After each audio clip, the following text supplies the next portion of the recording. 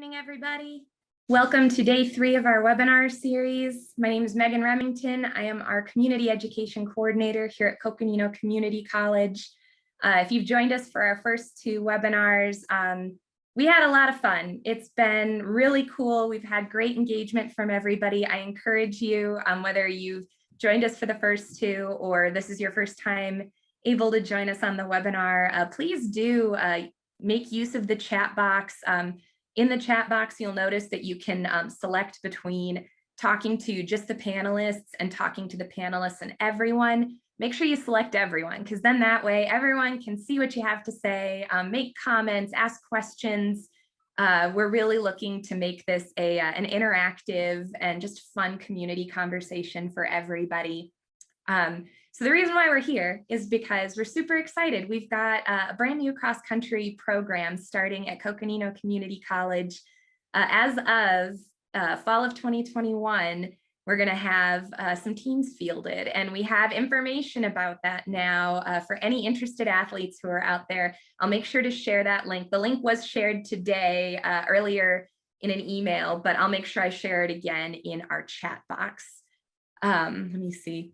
I'm going through my notes to make sure I've got everything. So there's a couple different ways that you can interact with us. You can either use the chat box or use the Q&A function. Either one works. Chat box is a little hard sometimes with questions because it's easy to lose track of where you are. The Q&A works a little bit better. And yeah, so I'm so happy everybody's here tonight. But the whole reason why we're having this webinar tonight is because we're talking with the fabulous Erin Strout. She is a runner. She's a prolific writer. She has had her work appear in, and I didn't even write all of the things. Like, you have so much more than this, Erin. It was Runner's World, Women's Running, The Guardian, The Washington Post. Some of the stuff earlier, I saw that you used to write for the Chronicle of Higher Education. I mean, you have quite the journalism pedigree. And then on top of that, she also is our executive director for Team Run Flagstaff. If you're out at a Team Run Flagstaff practice, think about booking the track, making sure that there's volunteers, that there's people. I mean, Erin is she's the person who kind of sets everything in motion. And thank you so much for joining us today, Erin. Well, thanks for having me. So first of all, we have to start with the typical question, which is, tell us about what got you started in writing, and kind of what journey did you take that brought you from your East Coast life over to Flagstaff? Gosh, it's I'll try not to make it the long version of the story. I don't want to bore everyone in the beginning, but I think I always was interested in writing, and I definitely would write little newspapers that are like family Thanksgivings. When I was little, I'd interview my cousins and ask them what they were thankful for. That's how it all started, really. But I always carried this interest in writing. And then when I went off to Penn State, I majored in journalism. It's all I wanted to do.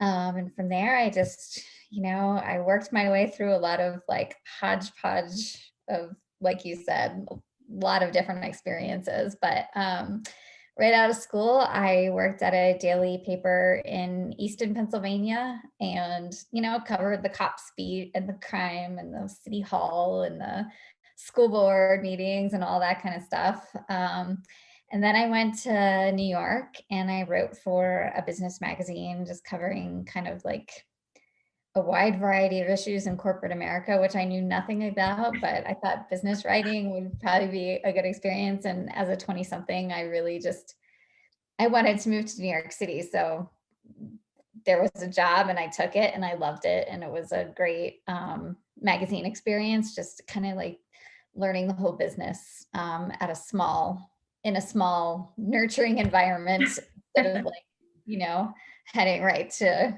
some of the big cutthroat titles where I'd be fetching coffee and doing those kinds of things.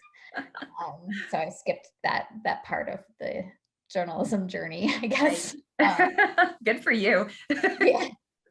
And then I went to DC and I worked at the Chronicle of Higher Education. I had wanted to cover higher education for a really long time. And back in college when I was covering, the administration at Penn State at the student newspaper. We got the Chronicle, and I was such a nerd about it. I read it like every week, cover to cover, got all my story ideas from the Chronicle. So was really excited to move to DC and work there, and covered philanthropy and sort of endowment management and fundraising and donor relations and all those kinds of things for the Chronicle. And then, I started running more. Actually, that's where running comes into this whole thing.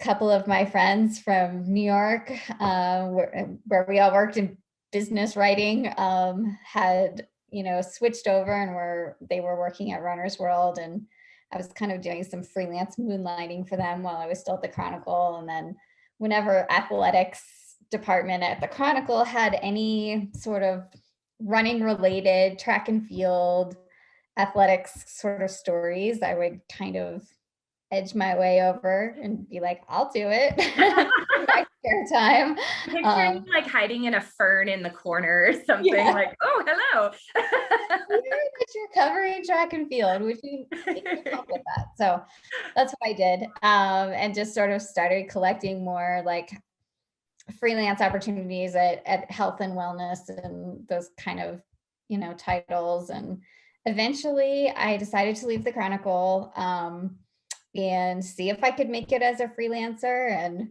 during that very vulnerable time, I came out here to Flagstaff. I'd never been here. I came out here for an adult running retreat, and sort of got brainwashed into believing that somehow I should move out here, not really knowing anyone, and try to be a freelancer. And so I did. And that was it was before the 2012 Olympics. And I just happened to be here and have access to all the many elite athletes, hoping to make the Olympics, and got a lot of freelance opportunities that way, and got a full-time job at Running Times magazine, which has been folded since. But yeah, that's a big long story, but that's kind of how I ended up in running journalism. Yeah.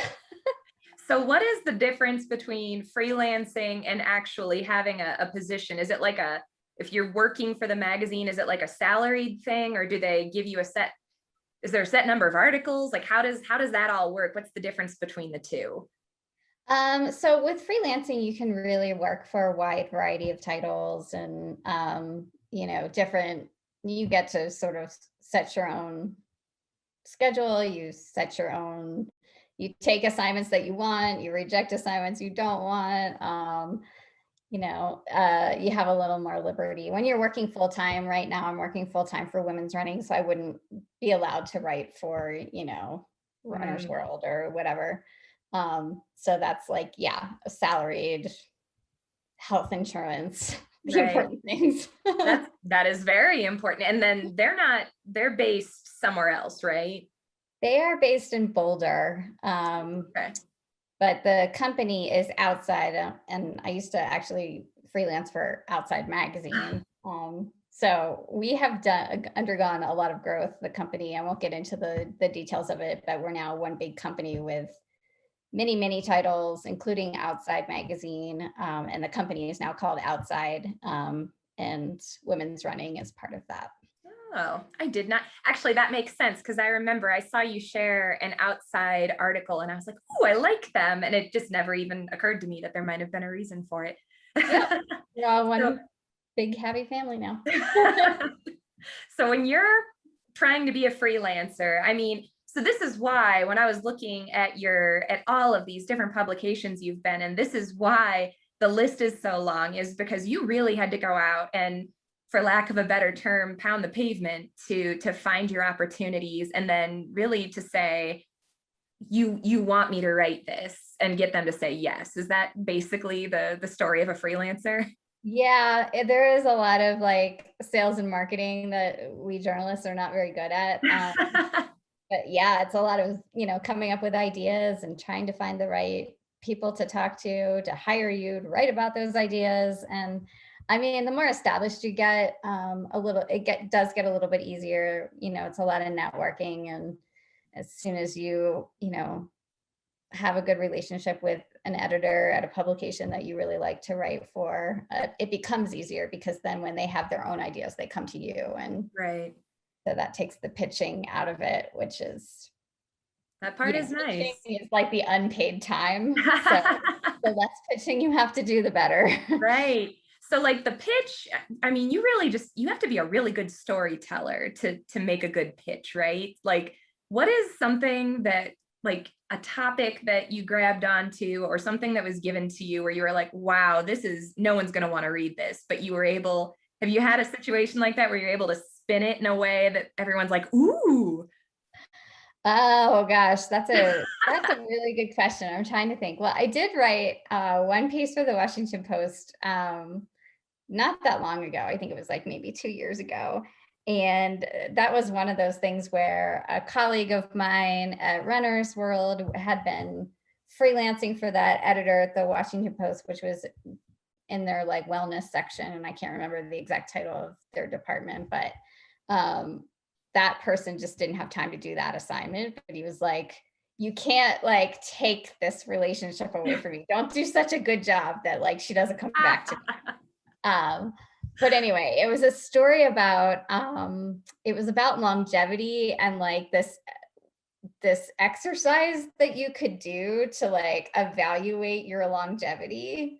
And I was like, this is so weird and such a weird topic. Like, I didn't even really, at first, I had to really think about like, who do I talk to about this? Like, they really wanted a piece that was like, here's the thing that like, if you are able to do it, what does that really mean? You're going to live for a long time, or does this mean you're a really coordinated person? Or like, if you are a really coordinated person, does that mean you're going to live longer because you're less likely to fall and get injured? And like, Right. it got into the, and I was like, once I got into it, I was like, this is fascinating. Like I learned all these things about what you can do to like evaluate your longevity or like and improve it. Like I Mhm. had no idea that like grip strength is like key to longevity. Really? I did not. So I talked to all these like geriatric experts, and it was really Huh. great. They did this whole video about how to do the exercise, and Oh, people wow. loved it. All right. I'm going to have to write down that one and look it up so I can share the link with everybody. It was fascinating. Huh. Okay. So on the topic of cool stuff. So obviously you've had the chance to travel to do your coverage of, I know I've seen that you've been to Boston. I think you did New York.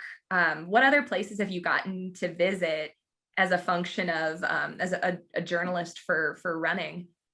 Yeah, a lot of places. Yeah, we go to the Boston Marathon every year, New York City Marathon, Chicago Marathon, the Olympic track and field trials, the Olympic marathon trials. I got to go to the Olympics in Rio, Oh, which was great.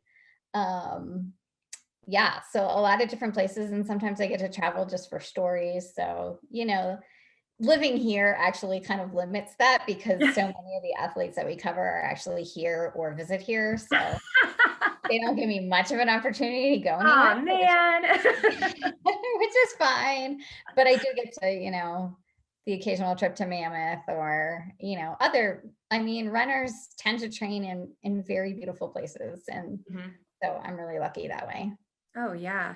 What's your favorite place that you get to visit? Boston, probably. I love it. And New York City, because I used to live there, and I still have a lot of friends that live there. So that's always fun to go back. Oh, that's so cool. I have a pipe dream of one day qualifying for the Boston Marathon. And I don't know, I think I'm gonna have to wait until I'm older, because the times are way too fast for people in my age bracket. So I'm like, I'm just gonna wait until I'm in my 40s, and then we'll see how that goes. Yeah, they're getting the Boston Marathon's so popular now that the times just keep getting faster and faster. Oh, Even people who qualify can't get in now. It's crazy. really? Yeah, so they have to do like the people that are 20 minutes or more faster than their qualifying time, like go Oh, first, and then they go down the line until they're filled. And this year, I think people who were 7 minutes and 57 seconds faster, that was the cutoff. And then like anybody who was slower than that didn't make it in. So what you're saying is I have to volunteer and fundraise in order to be able to make this happen. I mean, you can train very hard and you'll get in. Okay, nope, that's good. I'll keep my pipe dream. I'll hang on to it. So for these big giant events, I mean, obviously they're incredible, and we haven't been able to see anything like this during COVID, but I mean, so like, I'm trying to think of a good way to explain it. Like, what's the most profound experience you've had in a running event where it's just the energy takes on a life of its own and things are just larger than life? Yeah, I mean, I think I could answer that in a couple different ways.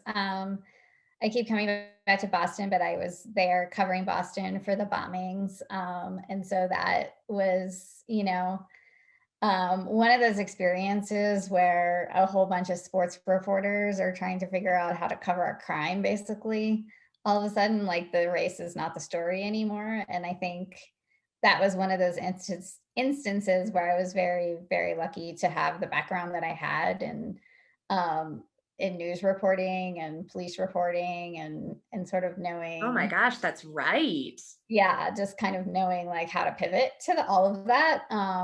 So I mean, that was obviously a huge story, and it was, pretty emotionally draining at the time. But then the following year, profound in a very different way, with, everybody kind of seeking out this opportunity to come back and celebrate that the Boston Marathon was back, and then Meb won. Oh, that's right. That was the year. And, I had been covering Meb for a long time, and I had made this offhand remark. I'm just giving myself a pat on the back here. I like telling the story, but I was working for Runner's World at the time, and we were kind of having our little group meeting about, different scenarios that may play out, which we'd be ready for, those kinds of things. And I said, I had a talk with Meb, and nobody was talking about Meb at that time, like nobody. And I was like, I really feel like he's in a good place. Like, he seems like his training's been going well. He's been really under the radar. He just seems in good spirits. And I said, and he's close to retirement. So I don't know, perhaps if he does well, he might announce a retirement. So should we be ready for that? And a bunch of guys that, didn't think I knew what I was talking about, they were like, Meb, are you seriously talking about Meb? Like, nobody believed me. And then about halfway through the race, he had taken the lead, and it's like halfway, there's still a lot that could happen. And then, we're at 20 miles and he still has a fair lead on the whole. And then like, as we're at like, I don't know, 24, 25 miles, I'm like looking at these people, and I was like, is there anything you want to say at this point? Like, anything? Like, sorry. Vindicated.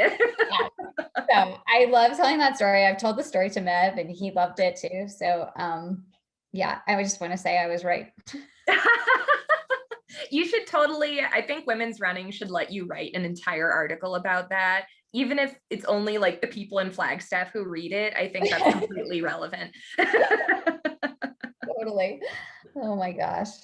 It's one of my, you got to take the wins where you can. So yeah, exactly. Well, and it's one of those things where it's like, you can say 100 things and you'll be wrong 98 of those times, but the 2 when you're right, you're like, oh yeah, I am jumping all over this. This was a good time to be right, Yes. Like, that was, oh yeah, that was a huge deal.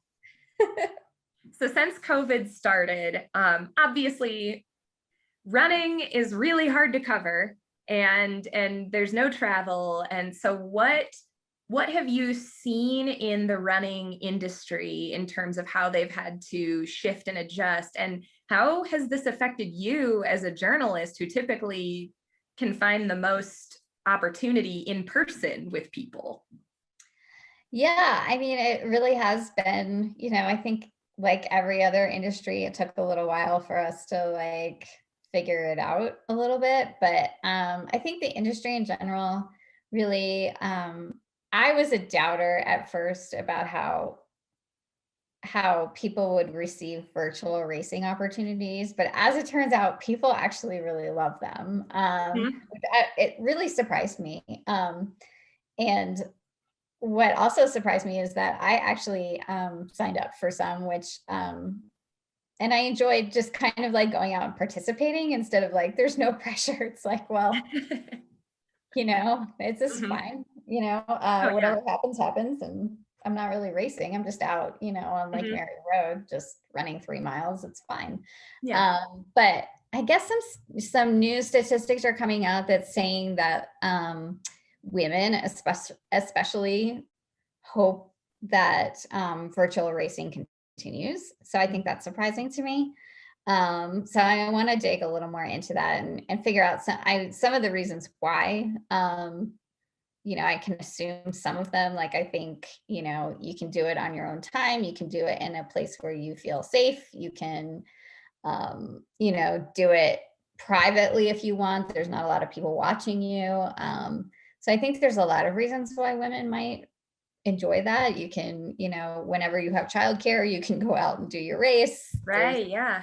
A lot of different variables. So I think the pandemic was great for, and other reasons, inclusivity, like, if you don't have the time off of work or the financial means to sign up for a lot of races that are, require travel and hotel, I mean, all those kinds of things, like you can still participate, you can still be part of an event, even if you can't swing those things. So I think there's a lot that like every other industry, the pandemic kind of like exposed a lot of different things. So just covering some of those things instead of what I would normally cover has been interesting. And also, with elite athletes, it's been a lot of like Zoom interviews, which I'm totally over. I just want to get out of yes.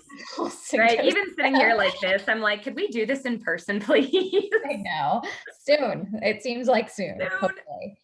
Fingers crossed. Yeah. And then I've also really done a lot of kind of like personally, like what were my struggles? I'm sure there were other runners that were feeling the same things. Like I went through a time where running just wasn't appealing to me at all. And I think it's just like the year we've lived through, sometimes, survival is exhausting, even though you don't really feel like you're just surviving. You are. It's a pandemic. We've never lived through that before. And so I kind of like did some mental health checks on through some stories and they were super well received. And it seemed like, some of the things that I was personally experiencing, a lot of our readers were also experiencing and got a lot out of those like sort of, service type pieces. So yeah, the pandemic's definitely, it's taught us to be a lot more creative about what we do. So that's probably not a bad thing. Yeah. I mean, as many poor, horrible tragedy situations have occurred throughout COVID, and obviously we would never consider COVID to be a good thing.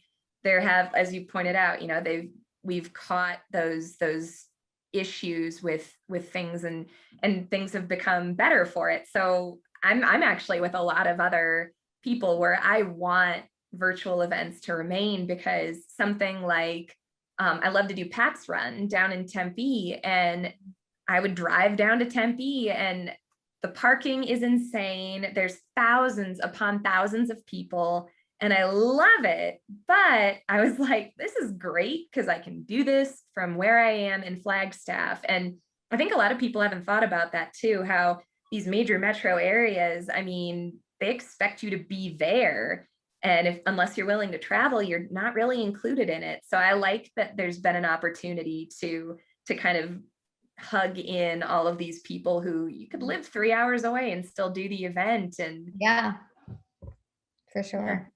I think that's really cool. Well, and the same thing with this even, as much as I'm done with Zoom, when we can go back to doing stuff in person, my plan is we're going to live stream stuff because Coconino County is so big. And so we want to make sure that people can participate. You just because you live in Page and we're having a lecture in Flagstaff, we want you to be a part of it. So it's been nice to have to learn that requirement to learn how to host a webinar and welcome people into a virtual atmosphere.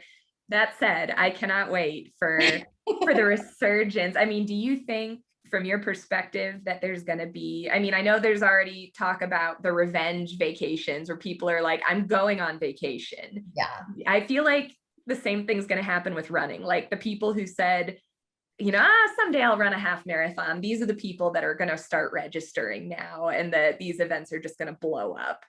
Yeah. I mean, I think a lot of the, statistics are showing that, like, during the past year, more people have gotten into outdoor activities of all kinds, whether it's walking or running or, and it's like, how do we capture that interest and bring them along into the sport is the next thing.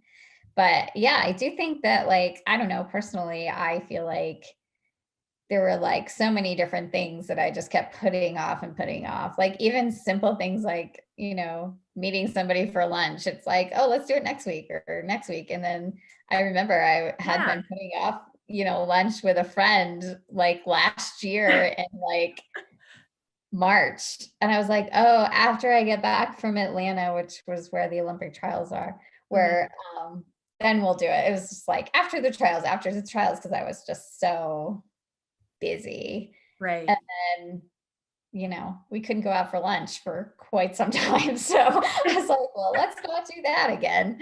But yeah, I do think that like, that people will probably kind of seize the day a little more. Oh, definitely. So I'm gonna pause us for a second here so that I can, I didn't get the chance to do my spiel yesterday because we were talking for so long with our guys from Page. So I'm gonna pause. I'm gonna enter. I've got some stuff in the chat here. And so if anybody joined us for Tuesday's webinar, you've heard this fun little spiel, but I'm gonna give it again because this part's really important. We want to make sure everybody knows our cross-country teams are being funded entirely by charitable giving to Coconino Community College. So if you're interested in making a donation to help support our cross-country Comets, that link is in the chat. There is also an opportunity, if you know of businesses locally who might be interested in acting as a sponsor for the team. I've got the email address for Diana Sanchez, our Chief Development Officer here at CCC. She's the perfect person to talk to about that. And then the other ways that we want people to get involved. Well, for starters, if you or someone you know is an interested athlete, we have a page for submissions for interest, and that is also in the chat, and it was also in the email that went out earlier today. But make sure you fill out that interest form, all those interested athletes out there, because Coach Hunt is going to start reaching out to people, and I have a feeling that he's going to have a lot of people to reach out to. So get on that right away.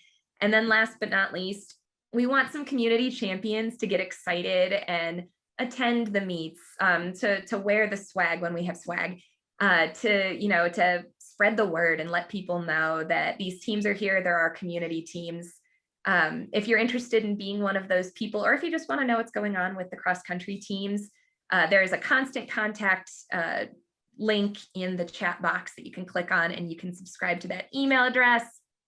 And I want to make sure that we recognize the committee members the community committee members who helped make this possible, because these are people who gave time out of their day to be with us. One of whom is one of our speakers next Thursday, the fabulous Dr. Nat White. He is our CCC Governing Board President, and just an all-around great guy. If you're a runner in the Flagstaff-ish area, you know Nat, and you know he's amazing. So thank you to Nat. Reggie Eccleston, he is the sideline reporter for NAU. He does stuff with Coconino and Flagstaff high schools. Doug Allen, he's a member of the Flagstaff Sports Hall of Fame, and he used to work for Flagstaff High School. And of course, Trina Painter, the myth and legend of Flagstaff High School cross country programs. She's been fabulous. She's been a big reason why we've been able to make such great connections in preparing to welcome these teams. So thank you all so much for your time and for your expertise, especially in our adorable little cross country program, our adorable little college. We need all the help we can get, and community support is really where it's at. So huge thank you to those people. And now we're back. So thanks for allowing my interlude, Erin. Important things. So part of your job in Flagstaff is, as executive director of Team Run Flagstaff, is you plan a lot of events. You bring runners together. So it's more than just track workouts. It's all of the minutia of planning an event. What are some things that people don't always know or realize about a running event? Like the folks who just walk up and they sign up the day of and they run a 5K and think, oh, that was easy. Like, what are these people? What do they not know? Yeah, it's interesting. There's probably a lot that people don't know about, sort of what goes on behind the scenes, but it's like a lot of logistics and, writing permit applications and getting the insurance that you need. And then, yeah, making sure there's porta potties and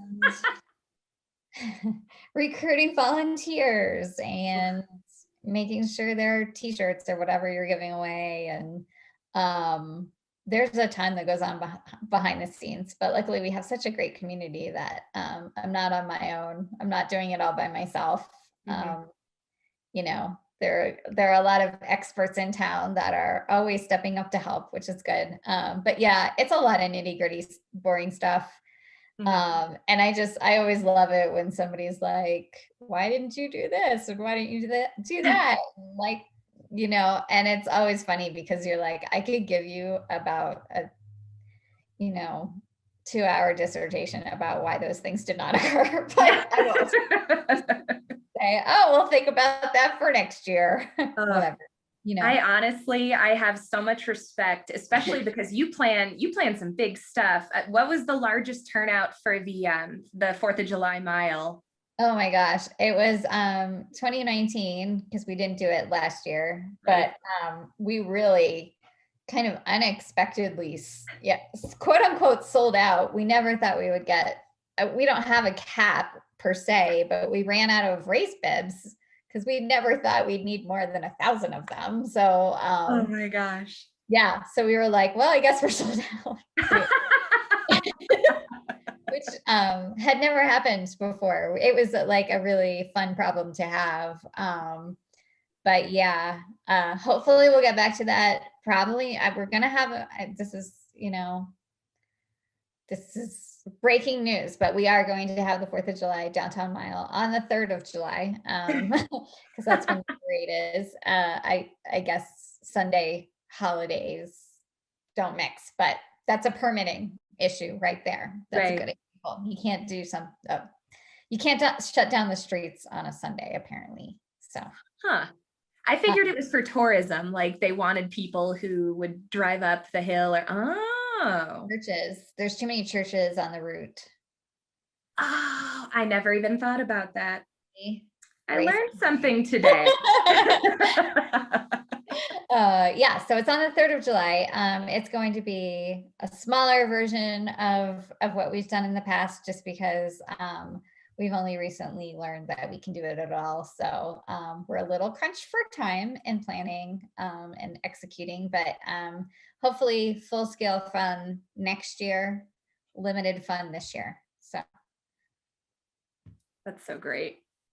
I'm just happy to see stuff coming up again. And my reason for bringing that up was I have so much respect for the work that goes into accommodating a group like that, because for a while I was planning the Tillman Honor Run up here in Flagstaff, which is basically like a Flagstaff version of Pat's Run. And I had stars in my eyes. I was like, we're gonna have breakfast afterwards. We brought out Sacred Mountain Kung Fu brought out their lion dancers, which actually was really cool. I highly recommend reaching out to Sacred Mountain for lion dancers. But I was just, every time I had everything figured out, I wanted more. And I made myself an absolute wreck planning this event. And so I get it when someone's like, oh, well, why can't you do this? Well, there's only so many hours in a day. Exactly. Yeah. It can get really overwhelming really fast if you let it. But luckily with events like the Downtown Mile, Run Flagstaff and Vince Sherry really do a huge amount of that work at Run Flagstaff. And we've been doing it so long now that like a lot of the things that were initially very difficult and hard to execute are now, we have a process and we know how to do it a little bit better. So every year gets a little bit smoother, which is great. I am learning that now. I don't know if it's a thing that you learn in your 30s, but I'm like, okay, you're just going to go in and you're going to do this thing. And yeah, it's not going to be that good. Like that was how I felt about planning this webinar series, is I was like, I've never done this before. Things aren't going to be perfect, but heck, if I'm not having a blast while I'm doing it. So at least if it's not perfect. I mean, I've always learned with events, like if I'm not having fun, then like there's a problem. So, and likely somebody else is probably not having fun because I'm not having fun. So I try to approach it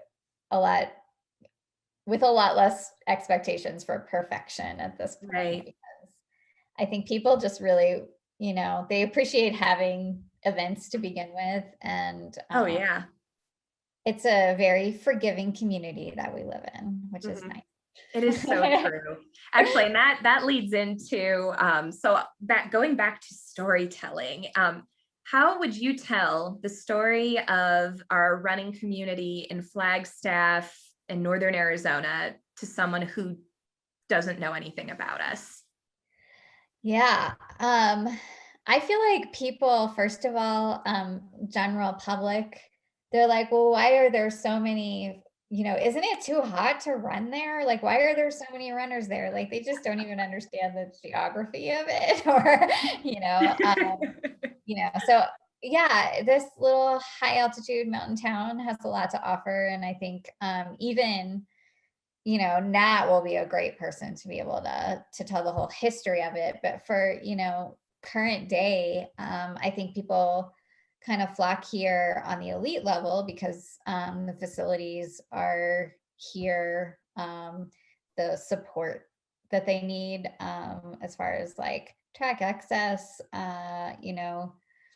gyms, medical care, endless smooth trails to train on, people to train with.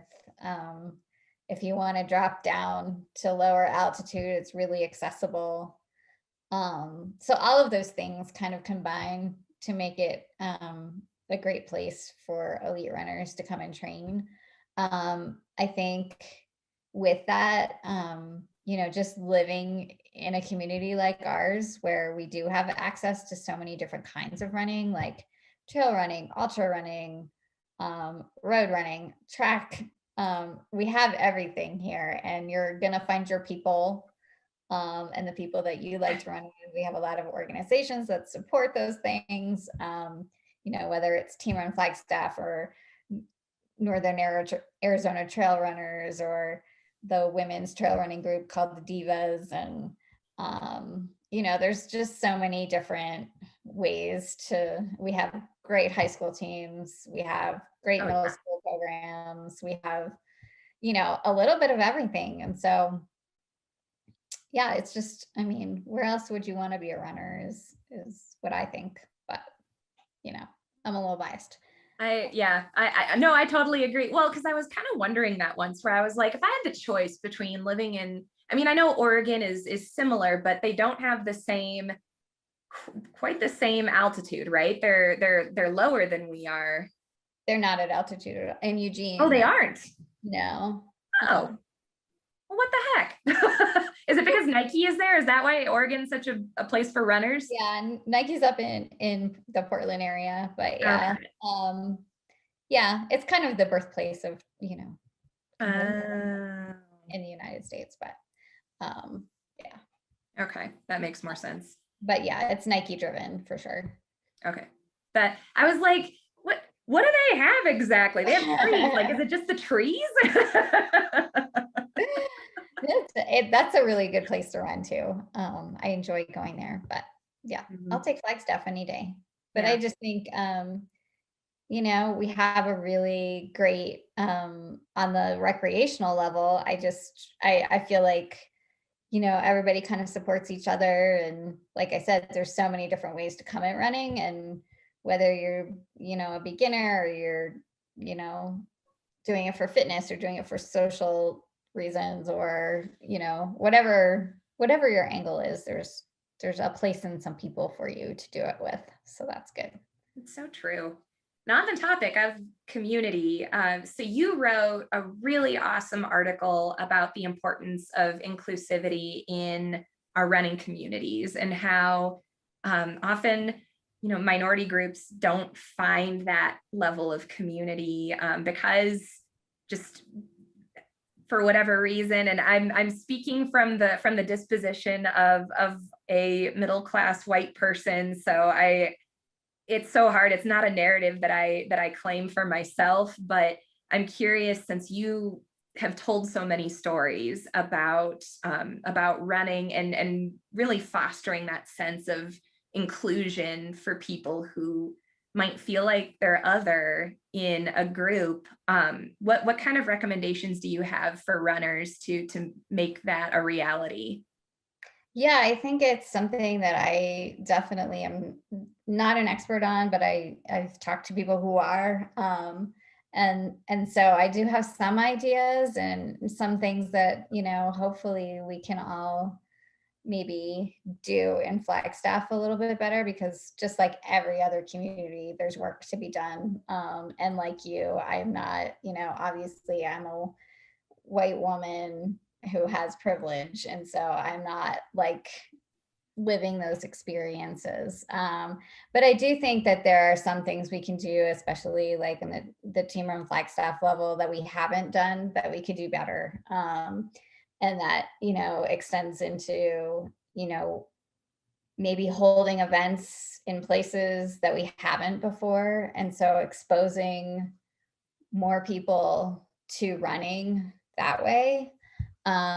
It's, there's just reaching out and having conversations, which is, in the everyday, like frazzled, let me just make sure we have practice this week, is something that we for sure could do better.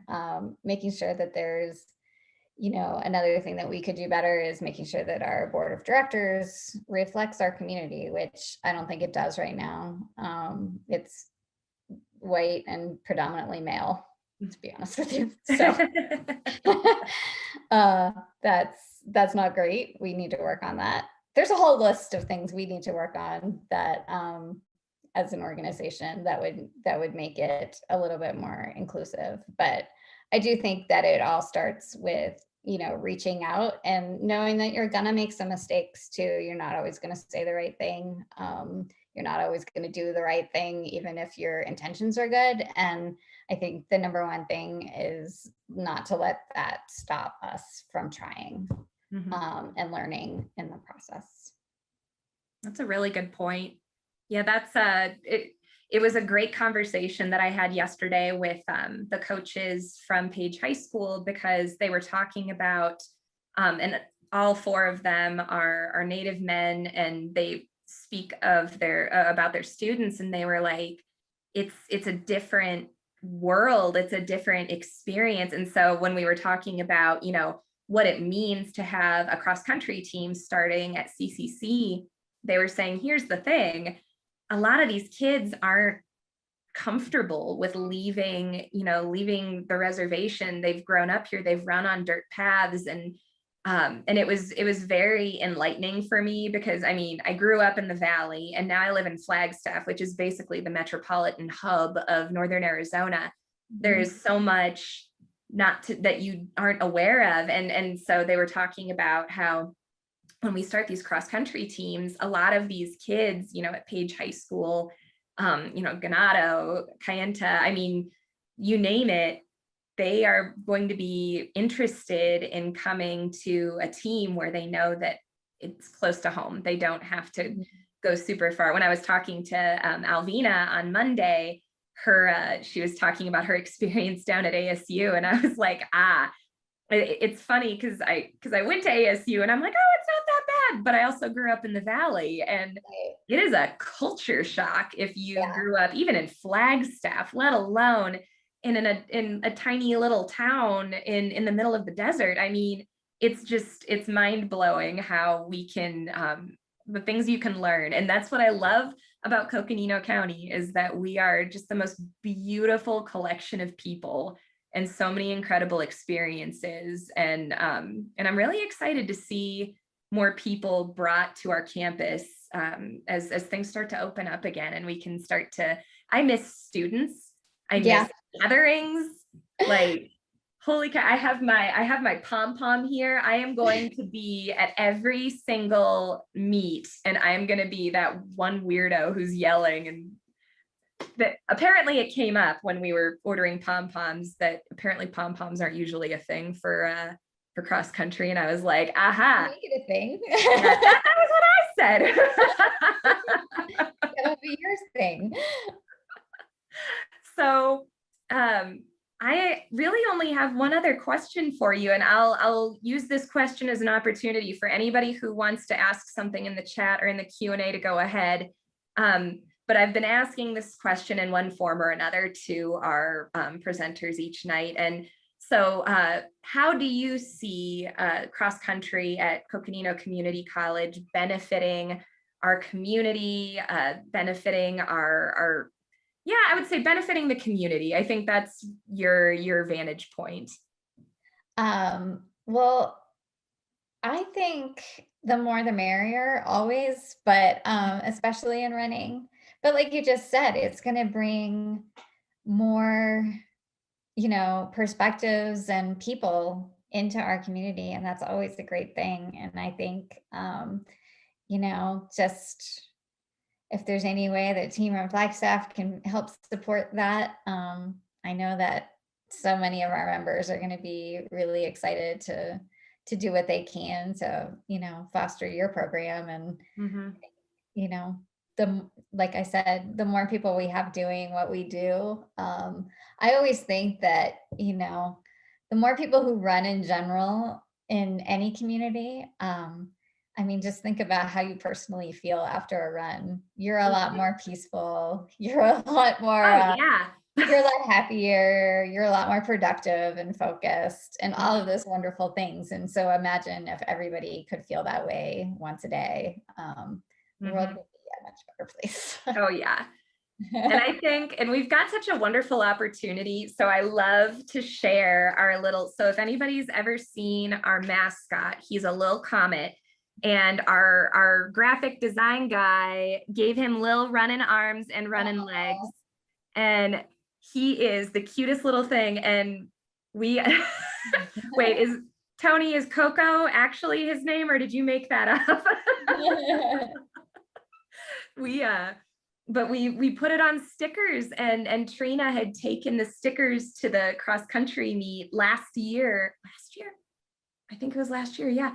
And there were kids who were like, I want to run there because I love that little mascot. And so I'm so excited because we're small enough and we're cute enough that we can get away with being really clever and fun with what we do. So we've got our cute little cross country comet. So we're gonna, the goal is we're gonna have some fun swag that people can buy and wear around town. And we want this to be a community team. This is our hometown.